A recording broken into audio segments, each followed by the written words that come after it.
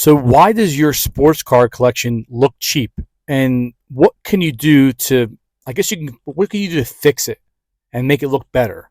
So I have, again, we were talking back and forth with Johnny, Scotty, and myself, and we're just looking to see, we see going around different places and seeing how, or different buddies that we go over to their house and how their sports card collection looks really, really good, looks really, really cheap, looks really thrown all over the place. So there's a couple of factors that we're going to try to help you guys out with if you're new to the collecting field or even old to the collecting field and don't have really a good collection or a good organizing ability like some of my students, right? A good organizing ability that you can help yourself out to make your sports card collection look better than it actually is. So the first one is, make sure that make sure you concentrate on focus and your attention to detail. You want to have a theme, and that theme can be, if you put your cards in the basement and you put them like around the theme. I know my uncle has like a big theme for Star Wars, and he has like a big case for all his 1970s and 1980s Star Wars figures, and he has a big theme for that, and he has like backgrounds and things like that. So a good attention to focus and attention to detail really helps you out for the theme of your cards. And what theme do you want to go after? Is it a baseball theme? Is it a hockey theme? Is it a football theme? And what could you do to make it look better even if you have base cards, or maybe you have a bunch of cool parallels that you want to save or you want to get graded, and you can have like a theme of that in your basement or in your room that you might have all your cards in, that you undo all your cards or unbox all your cards, or little things like that might help you. And make sure that your attention is to detail. The more detail you have, the better your collection is going to be, or at least the better collection you're going to look like. Your better collection is going to look like. So the second part is like poor presentation. I've seen over sports card stores, hobby stores, even in like if you go to like sports card shows, poor presentation. How could you make it a better presentation? A lot of people have like just throw their cards on the desk and that's it. And that's great, but a lot of people just throw their cards on the desk and there's no prices on them. Or if they do have prices on, they're very, very small. It's like you ever driving the road and you have all these yard sale signs on like a post and people write them like a pen. And you're like, oh, I can't even really see that. Then you have like another yard sale sign that somebody maybe printed out or use like really thick marker and thick font and you can actually see it better. It's kind of the same thing here. You want to have a great presentation. And how are you going to display your cards, right? We've been to so many different hobby shops in Florida, in Colorado, in South Carolina, in New York, in New Jersey, in Pennsylvania. I've been to so many different card shows and card hobby shops all over the place. And I've really seen like really one nice one where they have like a bar and you can sit at the bar and they have all the different things in the background and you can open up your cards in the background. I've seen other ones that you walk in there and there's just junk all over the place, right? Like cards all over the place, blaster boxes all over the place. You can't even like look in there and see what's going on, right? That might be great for them and maybe they're not very organized, but also like the buyer coming in, like what are you going to buy?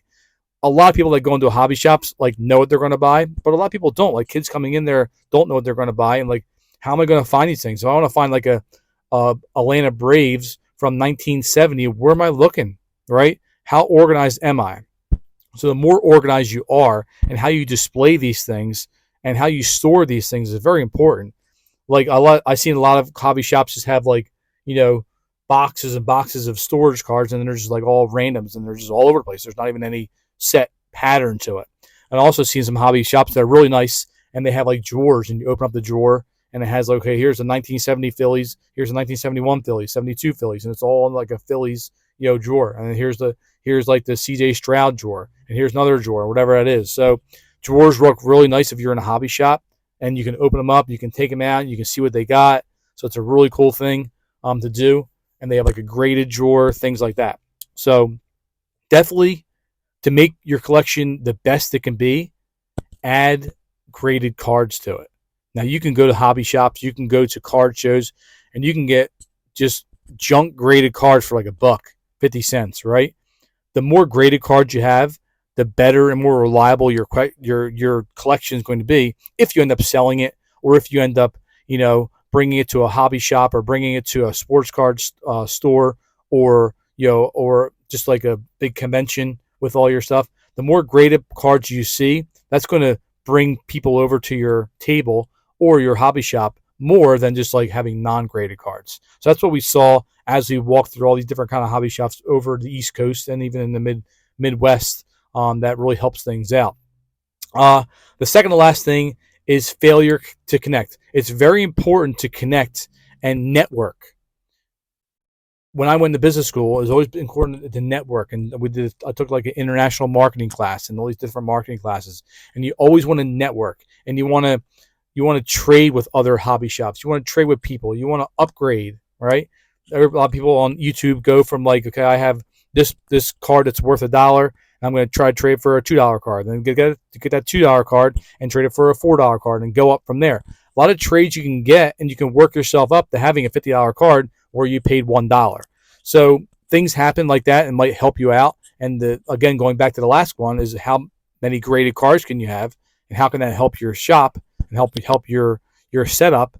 But limiting trades and doing trades and also doing upgrades really help you out. And connecting, right? Connecting on Facebook, being in groups on Facebook, having connections in hobby shops, that really helps you out. It might get you a discount when you're going there and things like that. If you bring your son or your daughter there or your grandkids, it might give you a pack for free or a blaster box for free or things like that. If they know you and they know you always come in there, that's networking. You know what I'm saying? And you can bring in stuff for them. If you have extra base cards, you give them extra base cards. You don't have them in your collection, and they can put them in their shop.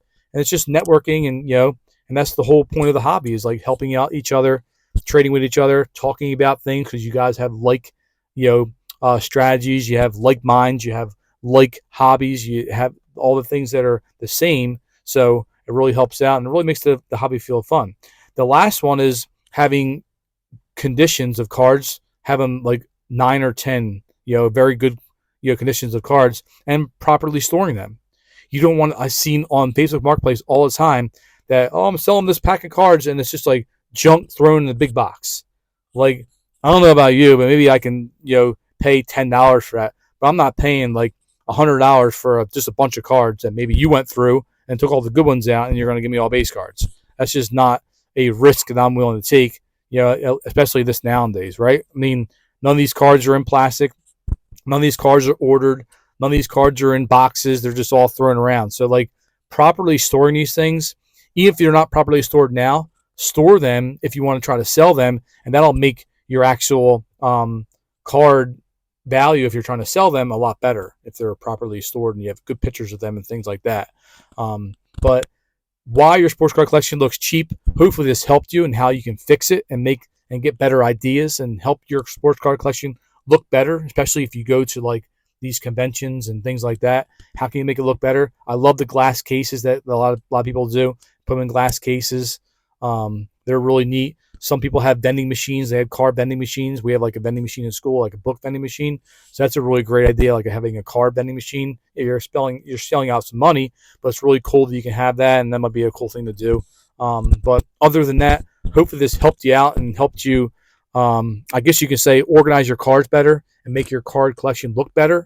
And, let us know what you guys think in the comments. Make sure you give us a sub. We'll talk to you later.